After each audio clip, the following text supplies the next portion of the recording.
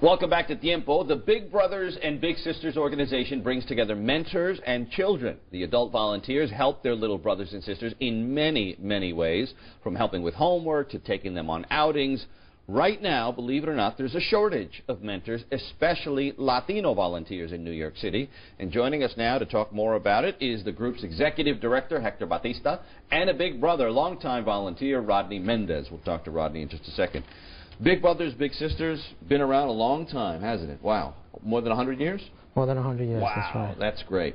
But do you normally see these peaks and valleys in an organization that's been around for that long, where things are great for a while, then they're not so good, you know, up and down? Yeah, you do. But I think that as you get new immigrants coming into this country, you start seeing some of those peaks and valleys where we have some challenges in terms of recruiting bigs from those communities. Because the demand is greater? The demand is absolutely greater. In New York City, there's about 635,000 families living below the poverty rate. Those families have about 300,000 young people that the age is from 7 to 18 years old, which is the group that we're trying to target. Yes. So there's a great demand, and we service about 3,000 matches a year. So you can really? see, yeah. Wow. And again, it's from, you can be, how young can you be to be a little brother or a little sister? 7? 7 years old. All the way until what age? To like 17, almost 18 years old. Okay. That's when you age up. In fact, Rodney, you've been a mentor for how many years now? 5 years. 5 years, yes. And you've been mentoring the same little brother, right? Yes, exactly. For how many years now? Well, since he was 12 years old. Since he was 12. He's about to turn 17 now. Yes. So I saw a lot of changes in from ending grammar school to high school. Talk to me about some of the things you guys have done together over the past 4 or 5 years and the relationship that you've grown into. Well, one of the most amazing things I find in mentoring is just about everything you do is like a first. We took him to the first Yankee game. It was one of the first things that we did. And for Christmas, our first Christmas together, I took him to Rockefeller Center. He'd never been to Rockefeller Center. He's 12 years old from New York City. Never seen the tree. Yeah. And the list just goes on and on. Barbecue, going to the aquarium, movies, and just walking, going to a restaurant and just talking. And it's almost just like someone, another ear to listen to. Let me ask you a two-part question. What do you think your relationship brings to this? My relationship brings... What does your half bring? Experience, as in, I know, I've being someone who's born and raised in New York City, I know the challenges that it could be for a kid to grow up in the city. So it's what I'd like to have known when I was his age. Yeah. And what would have helped me. So what do you get out of it? Because a lot of mentors I talked to have said, you know what, I get as much of a blessing as I think they do. Absolutely. I sometimes think, and I still today, it's possible that I might have gotten a lot more out of the relationship that he did. Yeah. What if it's just being able to know that I'm helping someone out? And that's not uncommon, right, Hector? Where mentors will come in to say, you know, I got into this not knowing what it was going to be like, and I'm finding more about myself than I am about my little brother or little sister. Yeah, absolutely. We hear stories after stories. What a rewarding experience it is for the mentors to have that, to be involved in such a relationship. The reason we had you here, and in part, is because obviously it's a great organization, but it is a downtime. To what do you attribute the low of Latino volunteers right now? Well, I think that there's a misconception out there that in order for you to be a big brother, you have to be a doctor or a lawyer. I mean, we have some fantastic mentors that are in the service industry, in construction industries, that work for the city government, firefighters, police people. So the reality is that all these young people need is a positive role model, someone who's going to be dependable, someone who's going to be there for them.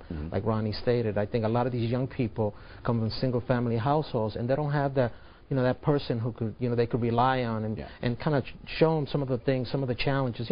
It's hard growing up in this city, and it's hard being a new immigrant in this city and have to deal with the language issues and then deal with growing up in this city. And I think that having that person who could tell them, look, this is what you can expect, and sort of help them through that adolescence phase. And other than the language, what is so critical about having the same ethnicity in a volunteer? Well, I won't say critical. I think what I would say helpful is having someone that they could relate to, that looks like them, kind of enjoys the same kind of foods that they do, and really could understand what that journey is, you know, of being a Latino in this country, a wonderful country, United States, and just sort of helping them through that process, I think, is very, very helpful. And we try to make the connection as so close together because we find that gives us a lot more success. We're up against our first commercial break, but before we go, what are the requirements for a mentor? You have to be 21 years old. Okay. You have to be willing to be a volunteer. You have to dedicate 8 hours a month to be a volunteer for 1 year, and that's all the requirements. And you're going to go through a thorough background check. We have one of the most thorough background checks in the country. You're going to be asked some questions, your background. We don't want any young people being involved with someone who hasn't had a background check. And then you're not going to just be thrown into the process. You're going to be given some. You'll be educated. You'll be educated. All right, sit tight. When we come back on Tiempo, more on Big Brothers and Big Sisters in New York City. When we come back.